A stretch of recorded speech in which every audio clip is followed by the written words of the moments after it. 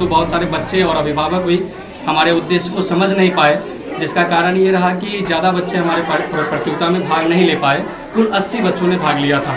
और जो है कि अब प्रतियोगिता जो है उसमें गढ़पुरा विद्यालय, कुम्हारसो, मणिकपुर, कनौसी और रजो, कोरियम्मा जी प्रखंड भर के जितने भी विद्यालय हैं, दुनिया के भी विद्यालय के ज़्यादातर बच्चों ने भाग लिया था। तो इनमें से जो है हम लोगों ने सिलेक्ट किया जो भी बच्चे अपना परफॉर्मेंस जिस स्तर का हुआ। आपका? अंजलि कुमारी। किस स्कूल से आए? तक्षशिला विद्यापीठ। क्या क्या सर भाग लिए थे? कैसा सब्जेक्ट था उसमें? कैसा क्वेश्चन था? उसमें सारा सब्जेक्ट लगभग था। हाँ, सारा क्वेश्चन से पूरा संतुष्ट थे? हाँ। आपके सिलेबस से क्वेश्चन था? मध्य विद्यालय धुनी। क्या प्रतियोगिता रहा और कई साल का भाग लेकर? बहुत अच्छा रहा।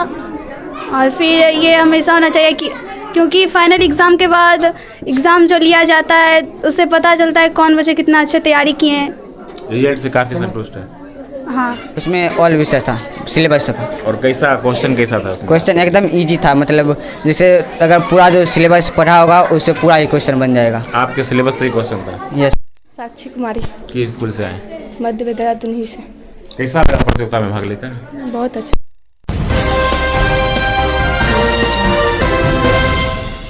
जी नमस्कार, स्वागत करते हैं आपका नया बिहार 24 पर। मैं हूं आपके साथ अशोक कुमार और अभी मैं गढ़पुरा प्रखंड क्षेत्र के एमर्स कोचिंग सेंटर धुनी में और दो सुदूर क्षेत्र में ये कोचिंग सेंटर है। यहाँ के शिक्षक ने एक प्रतियोगिता करवाए थे पिछले 5 तारीख को। उसका क्या रिजल्ट आया है और छात्रों का कैसा प्रदर्शन रहा है, क्या छात्र कर पाए हैं, वो आज सर्टिफिकेट भी देंगे, उनको पुरस्कृत भी करेंगे।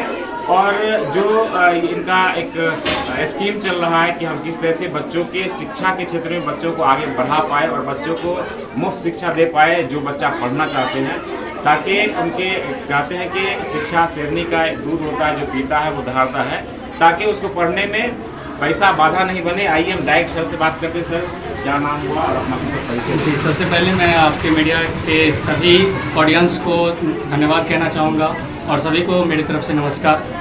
मेरा नाम आनंद कुमार हुआ और मैं एमर्स कोचिंग का फाउंडर एंड डायरेक्टर हूँ। सर, क्या प्रतियोगिता करवाए थे और क्या कुछ बच्चों का रिजल्ट? जी, बीते दिनों 5 मार्च को जो है हम लोग एक परीक्षा आयोजित करवाए थे जिसमें प्रखंड भर के बच्चों का प्रतियोगिता था। और इसमें जो है प्रखंड भर के विद्यालय के लगभग सभी बच्चों ने भाग लिया, जिसमें जो है यह प्रतियोगिता मुख्य रूप से 7, 8 और 9th के बच्चों का था, जिनका अभी सेशन खत्म होगा, जो अब एक्सटेंड करके 9th, 10th और 8th में जाएंगे। उन बच्चों में से जो है हम लोग कुल 30 बच्चों को चयन करने का प्रयास किए थे, लेकिन प्रतियोगिता में बच्चों का प्रदर्शन ऐसा रहा कि मुझे उस उद्देश्य से हट करके 35 बच्चों का सिलेक्शन करना पड़ा, क्योंकि बहुत ही मेधावी छात्र हैं हमारे क्षेत्र में।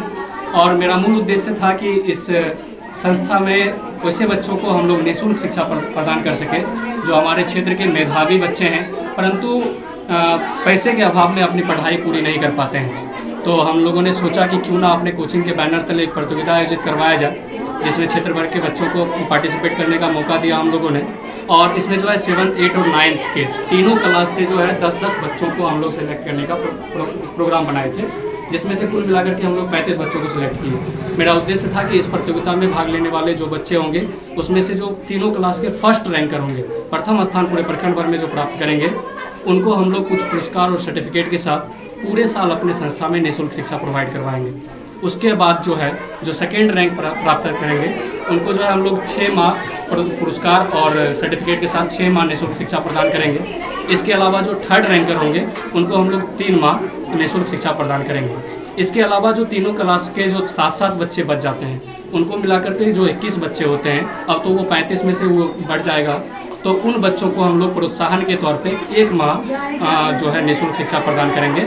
और इसके अलावा जितने भी बच्चों ने हमारे एग्जाम में पार्टिसिपेट किया था सबको कुछ ना कुछ पुरस्कार दे करके उनका हौसला बढ़ाने का काम करेंगे। कुल कितने बच्चे प्रतियोगिता में भाग लिए थे और बच्चे कहाँ थे? जी, मैं बताना चाहूँगा कि हमारा ये पहला प्रतियोगिता था और हम लोगों का प्रयास, हम लोगों ने मेहनत किया, परंतु बहुत सारे बच्चे और अभिभावक भी हमारे उद्देश्य को समझ नहीं पाए, जिसका कारण ये रहा कि ज़्यादा बच्चे हमारे प्रतियोगिता में भाग नहीं ले पाए।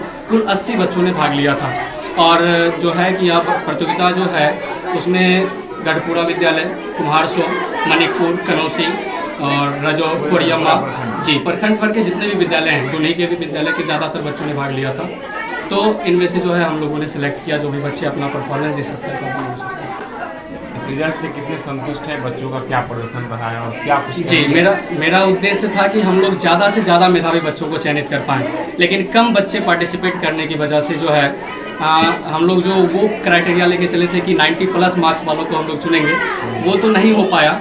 परंतु जो भी बच्चे हमारे पास प्रतियोगिता के माध्यम से सिलेक्ट होकर आ रहे हैं बहुत ही मेधावी हैं और मैं उनके उज्जवल भविष्य की कामना करते हुए मैं उनको अपनी संस्था में उनका स्वागत करता हूँ और पूरे साल उनको निःशुल्क शिक्षा के लिए।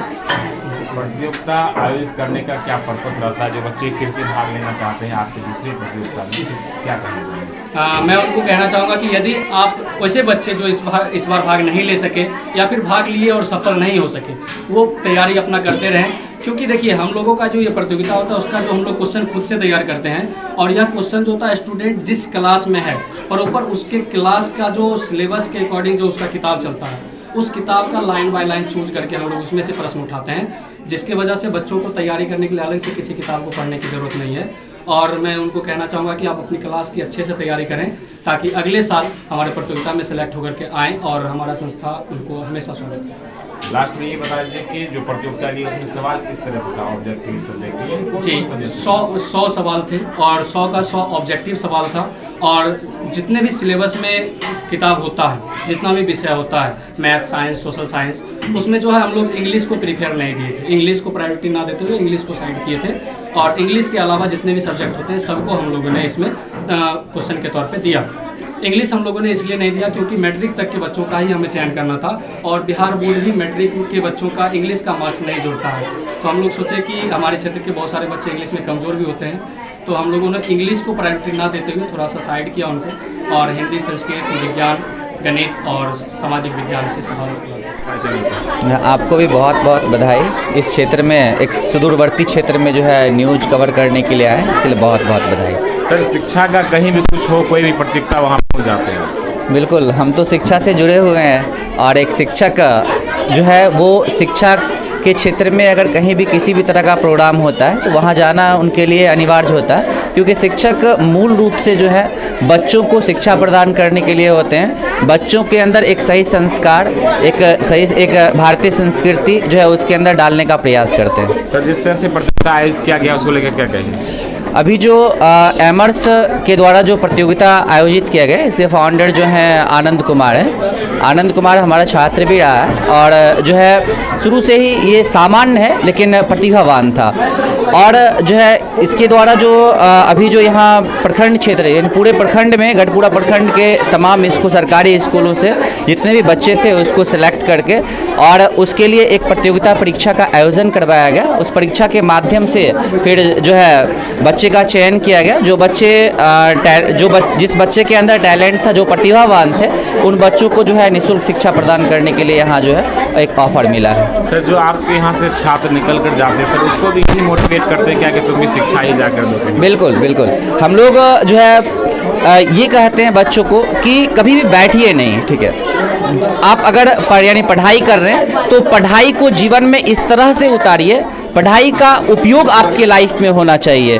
केवल पढ़ने का मतलब नौकरी पाना ही नहीं होता है। पढ़ाई का मकसद जो है खुद के प्रति जो है आप कितना कंफर्टेबल हैं खुद के प्रति, उसके बाद जो है आप परिवार के प्रति और फिर उसके बाद समाज के प्रति जो है आपका जो दायित्व है उसका निर्वहन करना बहुत ज़रूरी है। मैं उत्क्रमित माध्यमिक विद्यालय दून्ही से हूँ जी, तो दून्ही के शिक्षक हूँ मैं। मेरा विद्यार्थी भी इस टैलेंट सर्च जो था इसमें भाग लिया था, तो इधर से आनंद कुमार का कहना हुआ कि सर आप लोग भी आइए, तो हम बच्चों के साथ आए हैं यहाँ और प्रयास बहुत अच्छा प्रयास रहा आनंद कुमार का।